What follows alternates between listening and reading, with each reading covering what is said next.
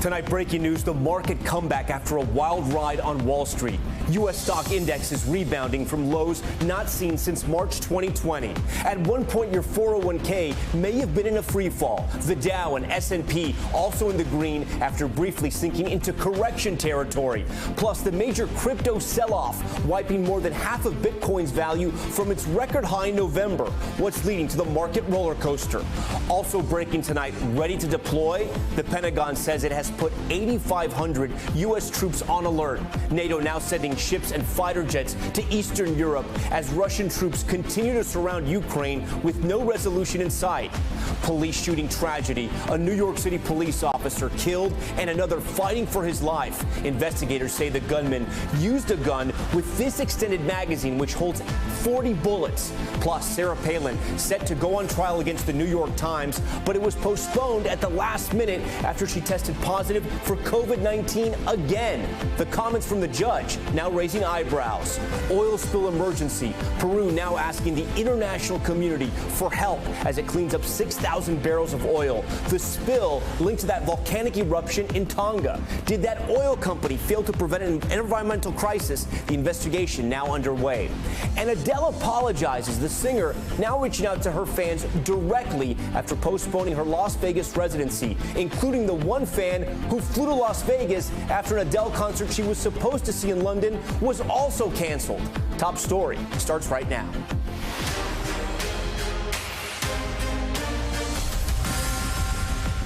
Hey, good evening. We begin Top Story tonight with breaking news. Stocks making a dramatic comeback after a roller coaster day on Wall Street. If you were checking your 401k, you likely needed some Dramamine.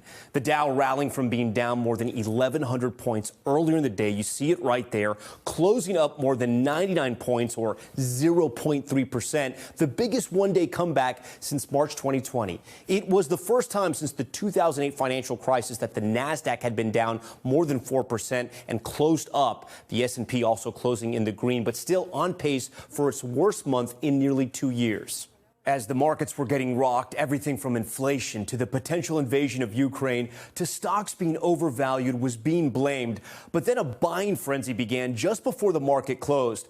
To talk about all of these breaking developments, CNBC reporter Kate Rooney joins us now. All right, Kate, give us the big picture here. The Dow, when you look at the entire day, at one point having that 1,200-point swing, walk our viewers through what happened. Yeah, today really was a wild one in the markets. The key reason investors are worried, and were today and really have been throughout the month of January, it's the U.S. Central Bank and what they're looking to do with interest rates. So they've talked about raising interest rates and also talked about stopping bond purchases and reducing the size of the Federal Reserve's balance sheet. All of these things have helped boost stock markets in the past couple of years, and especially during the pandemic. So the Fed may change its course here. Let's get into some specifics here. Tech stocks were part of what was pulling these indexes down across the board. What were some of the stocks you were watching? Yeah, it's funny. Tech stocks tend to get punished disproportionately when interest rates go up. So their future earnings growth is part of the reason they're so attractive. People look at this as some of these big tech companies as a big opportunity in the long run.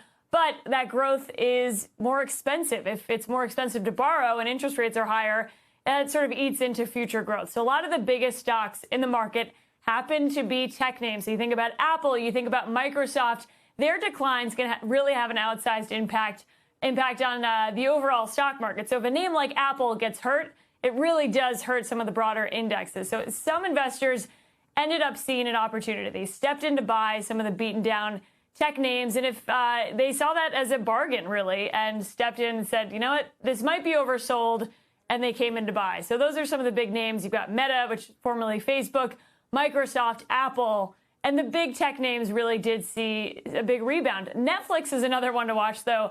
Didn't see much of a rebound and struggling for an entirely different reason. The streaming giant was down again today, reported earnings on Friday, and saw much slower subscriber growth. So some analysts and investors really are worried that that means that some of the other pandemic era names that have just seen massive growth over the past 2 years may also be in trouble. You saw shares down about 20% on Friday and wiped out some of the gains that this company saw during the pandemic. It really was one of the bigger winners when people were stuck at home.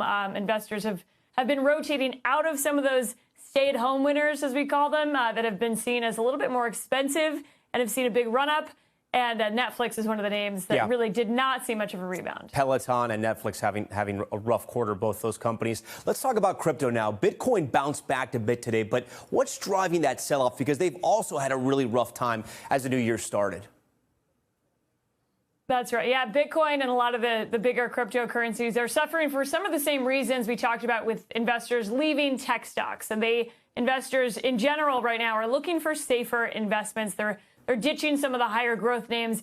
Bitcoin, as it's become a more mainstream investment, really is seen as a high risk sort of tech play. So some of the bigger investors who were fleeing tech stocks, fleeing riskier assets, also have left Bitcoin in recent weeks. And one way to measure what they call investor sentiment, or how people are feeling about the markets, is called the Fear and Greed Index. So that right now is at a 13 out of 100. If you think about just last month, it was at a 39. So there's a lot of investors just losing confidence, and Bitcoin really hasn't had the bullish momentum that it had last year and has been sort of stuck in this range, but did rebound a little bit. It was back above 36,000 after falling below 33. But again, another wild day for Bitcoin.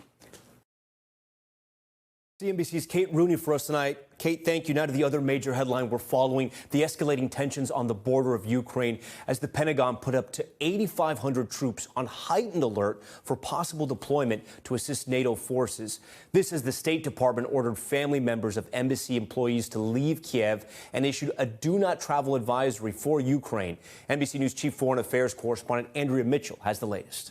With fears rising that Russia could invade Ukraine, President Biden tonight considering a major show of force near Russia, putting up to 8,500 U.S. troops on a heightened alert, mostly as part of a NATO response force. Military action by Russia could come at any time.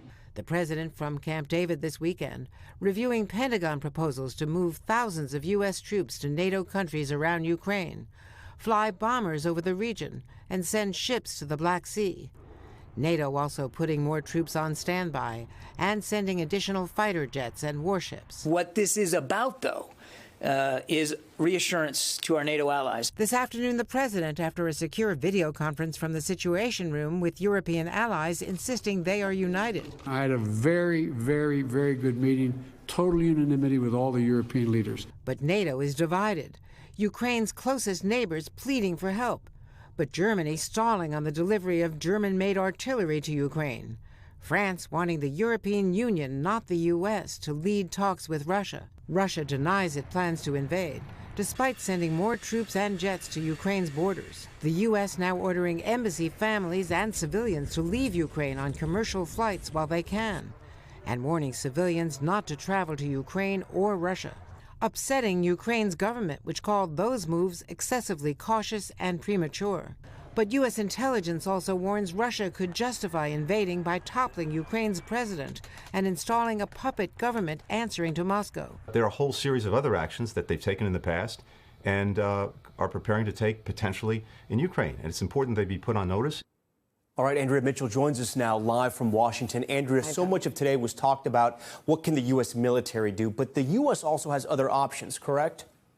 Yes, absolutely. And there are economic sanctions, but what they're really putting out there now, Tom, is that they are letting Russia know, letting the world know, that they could slap new export bans, sanctions they've never done before on semiconductors, potentially crippling Russia's strategic industries and military. You're talking about smartphones, tablets, military jets, civilian aerospace.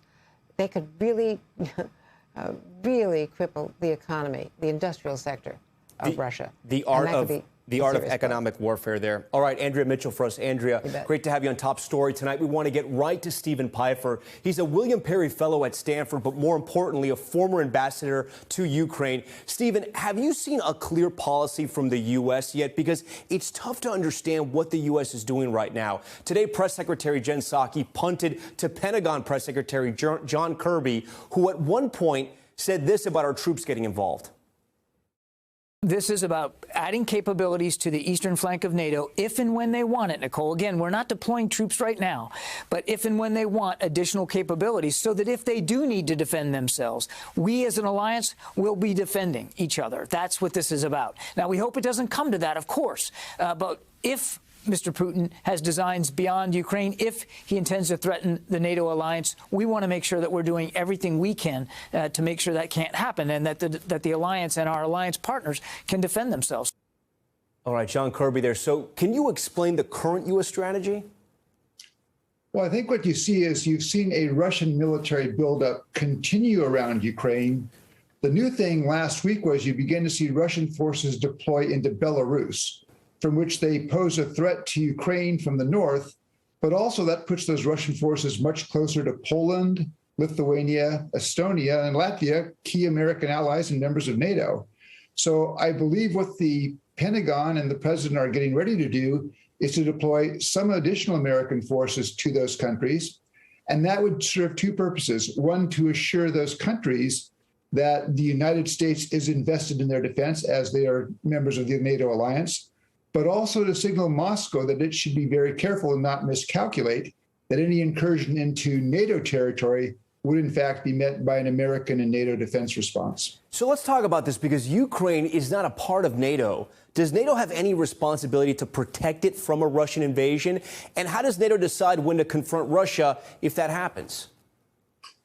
Well, I think you've seen both from President Biden, but also from the Secretary General of NATO, they've made clear Ukraine is not a member of NATO, so it does not have coverage of NATO Treaties Article 5, which says the allies will come together to defend an attack against one as if it's an attack against all. Ukraine does not have that protection. And President Biden has said, and NATO countries have said, they are not prepared to send American or NATO troops to Ukraine to defend Ukraine against Russia. But they are prepared to do other things, including provide additional military assistance to Ukraine to better enable Ukraine to defend itself should the Russians attack. And hopefully that kind of assistance, by raising the cost to the Russians of an attack, will help deter and dissuade Moscow from making that kind of decision. You know, Stephen, one of the reasons why I wanted to have you on was to talk about timelines and if any of this matters. So I've read Putin is waiting for the ground possibly to physically be frozen, presumably to move military units. He's set to meet with China's president next week, and then there are the Olympics. Do any of those things matter, you think, in the calculation of Vladimir Putin? It's difficult to read Vladimir Putin's mind. My sense is that there are still some things the Russians need to put in place, and the kinds of indicators people would be watching now with regards to a possible Russian attack on Ukraine is, do the Russians begin to move tactical aviation from other bases to air bases closer to Ukraine? When we talk about 100,000 Russian troops near Ukraine, some of those forces may be 100 miles away from Ukraine. Do those forces advance towards the border? So there are things to watch for, but we really don't know. What I sense, though, is that the U.S. government is quite alarmed and sees this as a possibility. And the decision yesterday to order the departure of American dependents from the embassy in Kyiv, and also to offer authorized or voluntary departure to non-essential personnel, suggests that, one, the administration sees a real possibility of a Russian military attack, and two, that it may not be limited just to Donbass. That's the area of eastern Ukraine that's occupied by Russian and Russian proxy forces. That's 300 miles from Kyiv. It may not be limited there, but also a bit of urgency. Now, in the State Department, you always want to move people out when you still have commercial air. So you want to go early. But I do believe that there is a sense here that something could happen in the not too distant future. Former Ambassador to Ukraine, Stephen Pifer. Ambassador, we thank you for your time. Now to a major move by the Supreme Court tonight. The justices have agreed to take up an appeal regarding affirmative action in college admissions. The court will hear two cases and decide whether race-conscious admissions programs at Harvard and the University of North Carolina are lawful. NBC News Justice correspondent Pete Williams joins us now with more on this. Pete, this decision, depending on how the court rules, could dramatically change the way colleges and universities in America look. Yes, I think both sides agree that if the Supreme Court ends affirmative action or limits it greatly, it would likely reduce minority enrollment at highly competitive schools. Remember, the Supreme Court has ruled repeatedly, most recently 6 years ago, that schools cannot use quotas to meet racial admission goals, but they can consider a student's race as one plus factor among other qualities in helping schools achieve the educational benefits of a more diverse student body. But the challengers say that is a vague concept, and that if the schools want diversity, then they should consider a student's background and experiences directly without using race as a proxy. So Pete, let's lean in on your experience here. Talking about that case 6 years ago, the court looked much different in 2016. Do you think this new, more conservative court could change things up?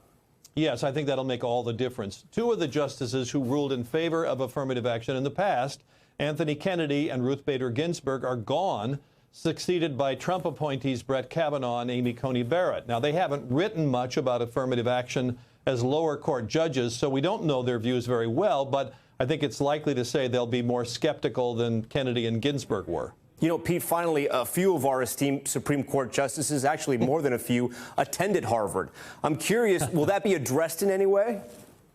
Well, you know, 4 members of the current court went to Harvard Law. 2 are probably supporters of affirmative actions in admissions. Elena Kagan, remember, she was the dean of Harvard Law, and Stephen Breyer. And the other 2 are opponents, John Roberts and Neil Gorsuch. So I think the Harvard factor is probably a wash. All right, Pete Williams for us tonight. Pete, we thank you. We're also following a major story from right here in New York City, the deadly police shooting.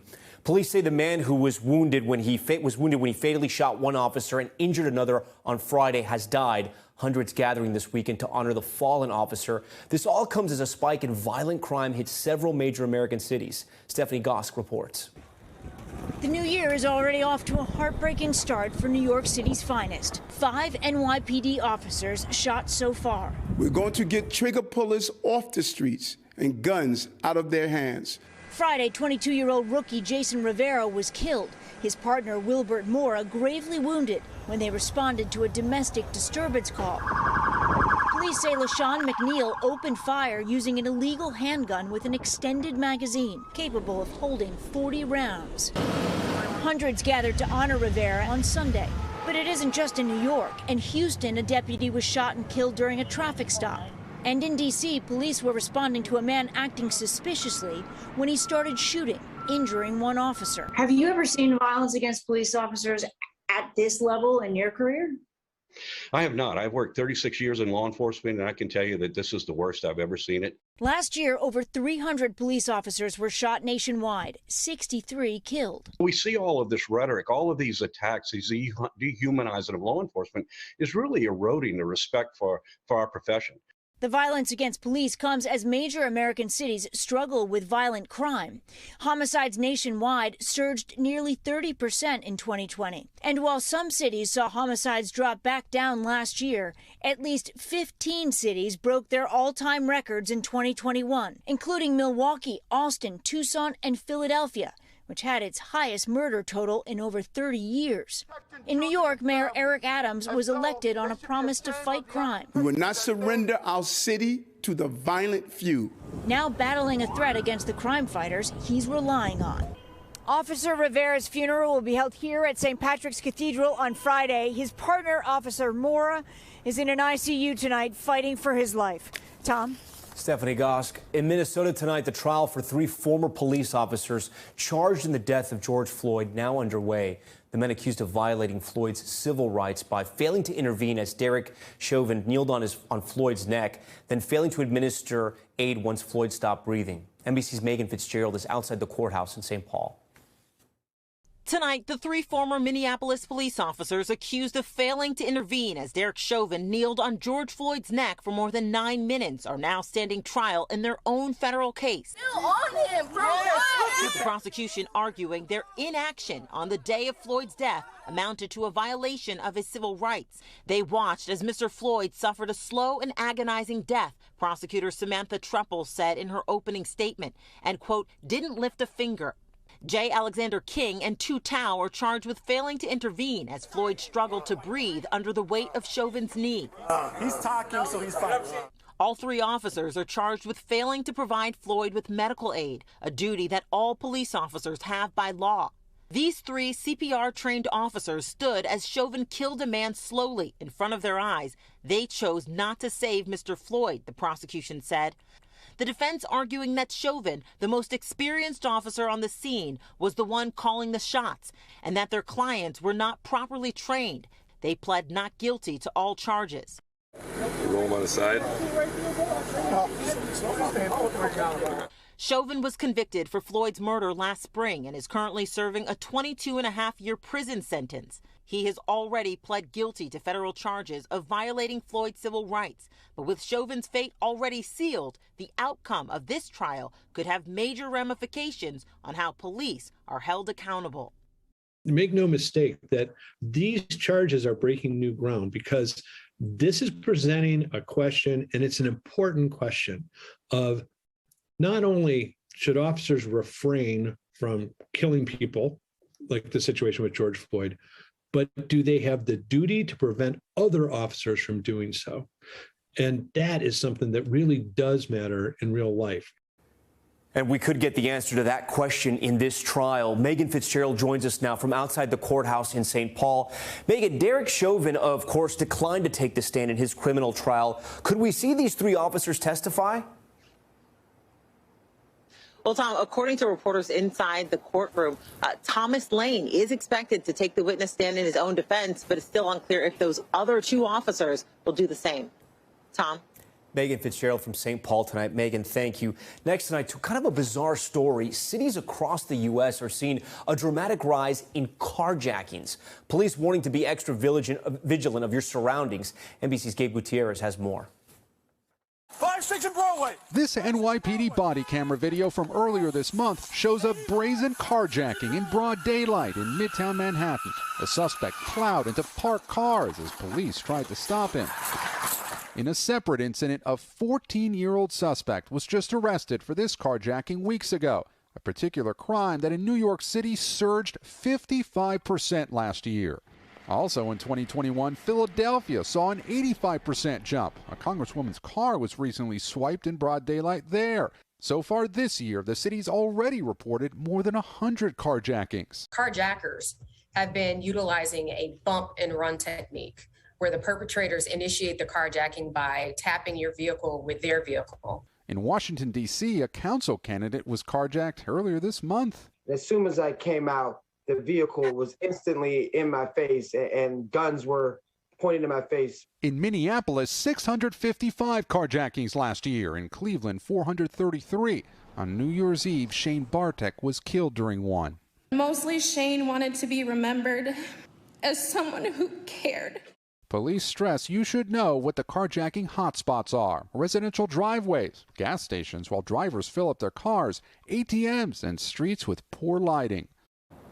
All right, Gabe joins us now from the west side of Manhattan. Gabe, what are some more of the techniques police say these carjackers are using? Because clearly this is a problem across the country. Yeah, that's right, Tom. In addition to the bump and run technique that we heard from in the piece from Philadelphia, police say that some carjackers are actually targeting delivery drivers as well, who might leave their car idling while they make a delivery. The main advice, police say, is be aware of your surroundings. And once you get in your car, make it a habit to start the vehicle and drive away immediately, Tom. All right, Gabe, thank you for that. Now to some breaking news tonight. A top story. A 23-year-old black woman found dead in her apartment after a date on a social media site. Her cause of death announced just hours ago, while her family is pursuing an independent autopsy and is now looking to hold their city detectives and the police department accountable. NBC's Sinclair Esamwa has the latest. Tonight, new developments in the death of a 23-year-old black woman who died after a dating app meetup, after protesters demanded answers, marching on what would have been Lauren Smithfield's 24th birthday Sunday, carrying balloons to mark the occasion. Smithfields was found unresponsive in her apartment December 12th. Her family now filing a notice of claim, a first step in preparing to sue the city of Bridgeport, Connecticut for its, quote, racially insensitive handling of Smithfield's sudden passing. I mean, whatever happened that night, we want to know, and we want to feel like that they care as much as we care. She was found by a man she allegedly met on the dating app Bumble, according to a police incident report provided by the family attorney. The man is 37 years old and white, according to public record, and he called the police, according to the incident report, when he says he woke up next to her and she was not breathing. The man who found Lauren is not currently considered a person of interest. What is the family's response to that? The family is very insulted by that. They weren't looked at as a person of interest, and we feel that is racially motivated. Tonight, her death ruled an accident by the Connecticut chief medical examiner. The cause of death is multiple drugs, including fentanyl and alcohol. According to the police report, the man told police that the night before, the two were drinking tequila and Smithfields became ill and, quote, went to the bathroom to vomit. They continued drinking and she fell asleep. The report makes no reference to the two having sexual relations that night. The man says he heard Smithfield snoring around 3:30 a.m. When police arrived before 7 a.m., she had been, quote, dead for at least an hour or more and had dried blood in and around her right nostril. The family is alleging a racially insensitive handling of the case, that their civil rights were violated. What exactly are you referring to? We know that we seen the response that the nation has given to Gabby Petito when she went missing. We don't have anything that comes even close to that in this particular case. Their attorney says the family found a note with a phone number on Smithfield's door around 7:30 p.m. the next day. The landlord notified them of her death. And they're told there's nothing to investigate. He seems like a nice guy. They never quarantined the area.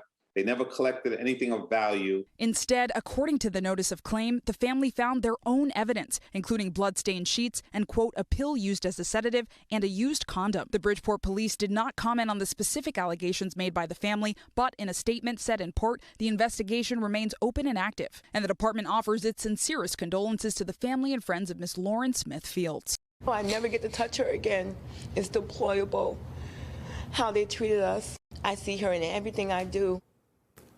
All right, Sinclair joins us from here in 30 Rock. So, Sinclair, you mentioned on your story that it was alleged they met on Bumble, the dating app. Has that company said anything, and has the leadership in the city said anything else about this case? Yeah, Tom. So Bumble, which is a pretty popular dating app, told us in a statement that they've been in touch with law enforcement, but, quote, have not received a request for any information and that they always cooperate regarding investigations. Meanwhile, Bridgeport's mayor tells us that he will work with police to, quote, make appropriate changes regarding death notifications for family members. And that's in direct response to the claims of the family, who say the police did not notify them of Amber's death 24 hours after she passed. The family is also awaiting the results of an independent autopsy, Tom. Okay, Sinclair, thank you for that. Still ahead tonight, at tragedy in Baltimore, what we've just learned about a group of firefighters who became trapped inside a collapsed row home, plus the investigation into a massive oil spill in Peru linked to a volcanic eruption. Did the company fail to prevent an environmental emergency? And a trial involving Sarah Palin delayed after she tested positive for COVID-19. The comments from the judge now hit with criticism. Stay with us. Top story, just getting started. Back now in top story, the trial for Sarah Palin's lawsuit against the New York Times postponed after she tested positive for COVID-19 for a second time in the last year. But comments made by the trial's judge are now raising questions. NBC's Dasha Burns has the details. Tonight, a positive COVID test throwing a wrench into Sarah Palin's day in court. Trial was set to begin today in the former vice presidential candidate's libel lawsuit against the New York Times and its former editorial page editor, alleging the paper damaged her reputation. But U.S. District Judge Jed Rakoff postponing the trial, making an unusual announcement about the news in court, saying, quote, Ms. Palin had tested positive for coronavirus. She is, of course, unvaccinated. How surprising was that kind of statement to you from a lawyer's perspective? I think the statement is a little bit surprising because I don't know that her vaccination status really matters, especially including the of course, suggests perhaps some judgment there that might tend to cause people to question the judge's impartiality in a case like this. In March, she disclosed she had been diagnosed with the virus along with 2 of her children. She urged people to stay safe following her illness, saying in a statement to People magazine, quote, I strongly encourage everyone to use common sense to avoid spreading this and every other virus out there. But Palin has also been publicly outspoken about her anti-vaccine views. Last month, Palin said that she will not be getting the COVID shot. It'll be over my dead body that I'll have to get a shot. I will not do it. I won't do it, and they better not touch my kids either. Palin citing inconsistencies in medical advice as one reason for her hesitancy, specifically targeting Dr. Fauci. Do you remember he said that if you had COVID, this was months and months ago, you would be naturally then immune, of course. So at the time, we were led to believe we wouldn't need to, have the shot, right? Well, then they changed their tune, and now those of us who have had COVID, they're telling us that even though we've had it and we have natural immunity now, that we still have to get a shot. Over 80% of Americans ages 5 and older have received their first dose, and data continues to show significant protection from hospitalization and death for vaccinated and boosted individuals. We reached out to Ms. Palin and Judge Rakoff and have not heard back. All right, Dasha joins us now. And Dasha, we're also hearing Sarah Palin dined out in New York despite her vaccination status. That's right, Tom. NBC News has just learned that Sarah Palin did indeed dine indoors at a restaurant called Ilios on the Upper East Side in Manhattan over the weekend. Now, New York City, of course, has rules in place that require anyone who is going to an indoor venue like a bar or restaurant to show proof of vaccination. The manager at Ilios telling NBC News that they're looking into how it was that Ms. Palin was able to eat inside without showing that proof. And meanwhile, a spokesperson at City Hall giving us a statement saying that these rules were put in place to protect all New Yorkers, including the small businesses that power the city's economy, saying that Ms. Palin needs to respect small business workers and follow the rules just like anyone else. Tom. Thank you for that. When we come back, the deadly campus shooting, a gunman opening fire at a university in Germany. What police are saying about the lone gunman tonight. And Adele apologizing, the singer postponing her Las Vegas residency at the last minute. But the surprise calls she's made over the weekend that may have her fans going a little easy on her. Stay with us.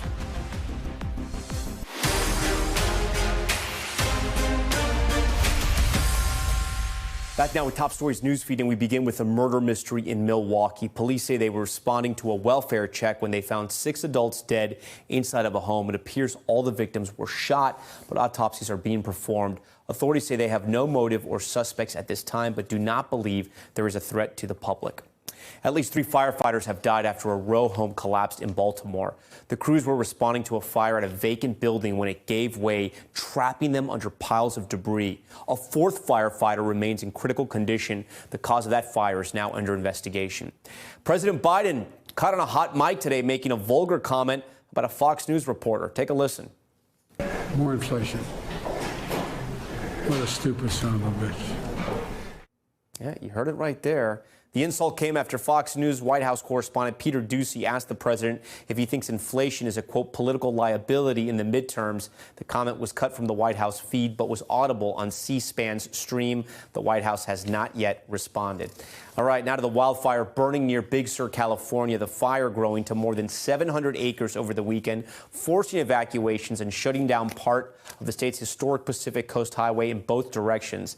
High winds fueling the unusual January blaze. No injuries or structural damage reported. The cause is still under investigation. And my favorite story of the night, a Michigan woman is $3 million richer after checking her spam folder. 55-year-old Laura Spears says the email telling her she won a Mega Millions prize ended up in her spam, and she only saw it because she had been looking for another email. She had placed the bet on the Michigan's lottery website, so when she saw the email, she thought it was a scam, but when she checked her number online, she did, in fact, win. All right, turning to the Americas now, a look at the stories coming out of the U.S. and across Latin America. Tonight in Peru, a devastating scene after a massive oil spill has led the country's president to declare an environmental emergency. For days now, the beaches near the capital forced to close. The company responsible for the oil spill says it was a result of massive waves caused by that volcano eruption last week near Tonga. Peruvian officials now raising questions if enough was done to prevent the oil spill. NBC Squad Venegas has more. The images are heart-wrenching. Ocean water turned black, overwhelming cleanup efforts, workers pulling animals out of the crude as they work on the colossal cleanup. Miles of Peru's Pacific coast coated in crude oil, triggered by the devastating volcano eruption in Tonga earlier this month. Estamos en uno de los lugares más afectados por el derrame de petróleo ocurrido hace pocos días, que ha significado el desastre ecológico más preocupante de la costa peruana de los últimos tiempos. Hundreds of volunteers rushed to clean the 21 beaches affected by the spill. A country famous for its seafood fished in the Pacific Ocean is now pulling wildlife out of the water covered in oil. Todo es tóxico ahorita, todo es tóxico y las piedras también, mire cómo ve usted, todo está lleno de grasa y esto no se va a quitar ahora, ¿no? Some Peruvians even donating their hair to help the cleanup effort in any way they can. The government blames Spanish oil company Repsol for the disaster. Repsol says the spill happened on Saturday, January 15th, when strong waves from the Tonga volcano eruption rocked one of its docked oil tankers offloading crude, causing an underwater pipeline to burst. Unlike its neighboring countries, Peru had ruled out the possibility of a tsunami and failed to warn about potentially dangerous waves until flooding had already begun. Initially, the company claimed only 7 gallons had spilled, but Peruvian authorities estimate more than 6,000 barrels of crude oil pumped into the Pacific. The oil covering about 1.7 million square meters of soil and 1.2 million square meters of ocean. Está afectando la salud de las personas y de los animales. En las personas hemos tenido gente con dolores de cabeza, síntomas como irritación ocular, garraspera. The spill has left hundreds of fishermen out of work, and the restaurants that depend on a fresh catch now empty. Y afectó bastante la playa, son 4 días sin trabajo.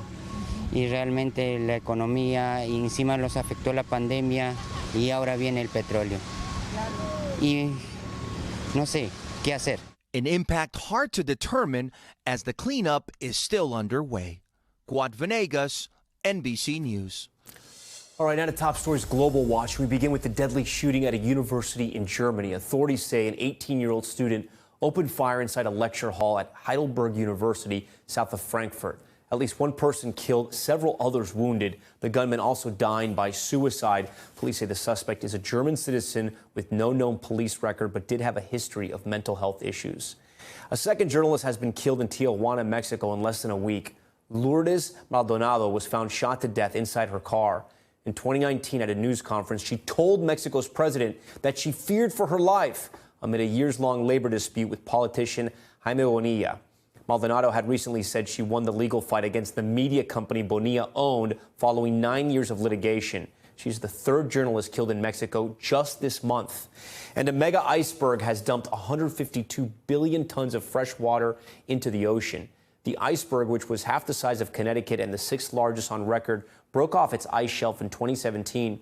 Scientists say it began rapidly melting once it arrived near South Georgia Island.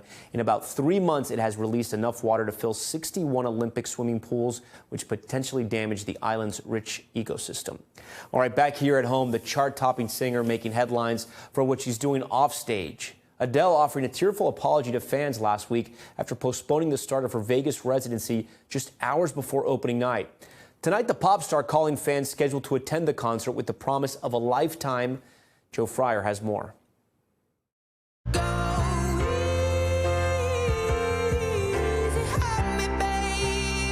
For 9 weeks, Adele has been living at the top of the charts. Starting Friday, she planned to take up residence at the Coliseum at Caesars Palace in Vegas for her hotly anticipated concert series. I'm really, really sorry. I'm really sorry. Last week, she shocked fans with a last-minute announcement. COVID complications meant the show was being postponed. I'm so sorry, but my show ain't ready.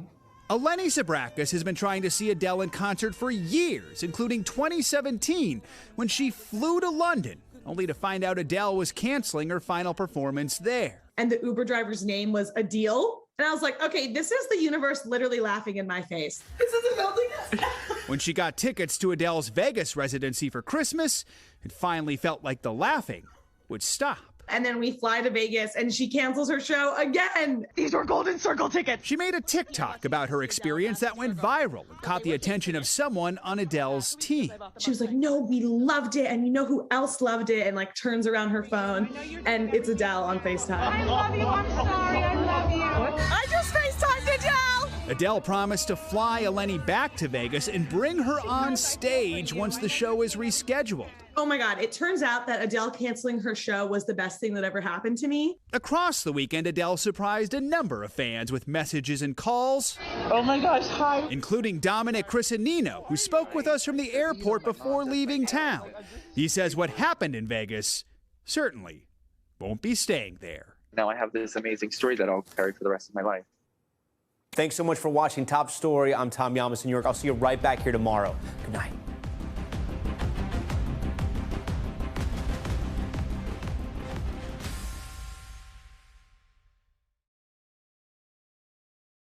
Thanks for watching our YouTube channel. Follow today's top stories and breaking news by downloading the NBC News app.